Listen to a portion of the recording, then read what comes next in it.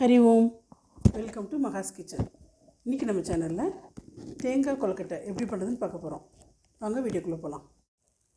தேங்காய் கொழுக்கட்டை பண்ணுறதுக்கு தேவையான பொருட்கள்: 1/4 படி இட்லி அரிசி, இதை 5 to 6 hours ஊற வச்சுக்கணும். அரை முடி தேங்காய், 1 டேபிள் ஸ்பூன் கல் உப்பு, 200 ml வாட்டர். இப்போ அரிசியை 80% அரை வரைக்கும் மிக்சியில் நைஸாக அரைச்சிக்கணும். இப்போது தேங்காவை போட்டு நைஸாக அரைச்சிக்கணும். இப்போ 100% அரைச்சிடணும். தேங்காவை சேர்த்த உடனே இந்த டிஷ்ஷுக்கு தேவையான உப்பையும் சேர்த்து அரைச்சிடணும். அடுப்பில் ஒரு பேன் வச்சுக்கிறேன். இப்போ அரைச்ச மாவை அந்த பேனில் விடுறேன்.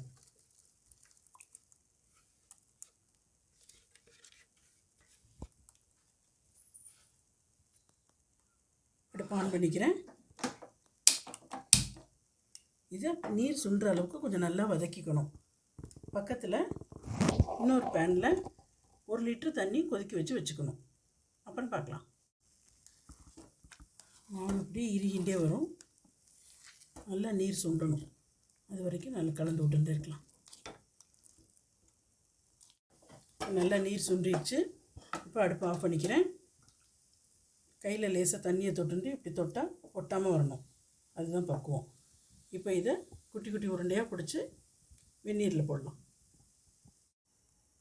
இப்போ நம்ம கொழுக்கட்டையாக உருட்டின்னு வந்தாச்சு. 1/4 படி அரிசிக்கு இந்த சின்ன சைஸில் 15 நம்பர் வரும். உங்களுக்கு எவ்வளோ தேவையோ அரிசியை தேங்காவையும் கூடவோ குறைச்சவோ சேர்த்துக்குங்க. தண்ணி நல்லா கொதி வருது. கொதி வரும்போது இதிலேருந்து ஒவ்வொரு பாலாக எடுத்து அதில் போடும்.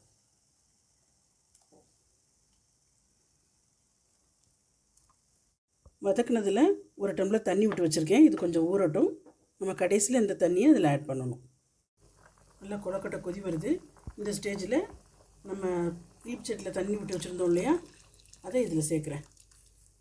மிக்ஸி அரைச்ச தண்ணி ஒரு 1/2 டம்ளர் எல்லாமே சேர்த்துக்கணும். இதெல்லாம் சேர்த்துட்டு ஒரு 10 நிமிஷம் நல்லா கொதிக்கட்டும். அப்புறம் பார்க்கலாம். நம்மளோட தேங்காய் கொழுக்கட்டை ரெடி ஆகிடுது.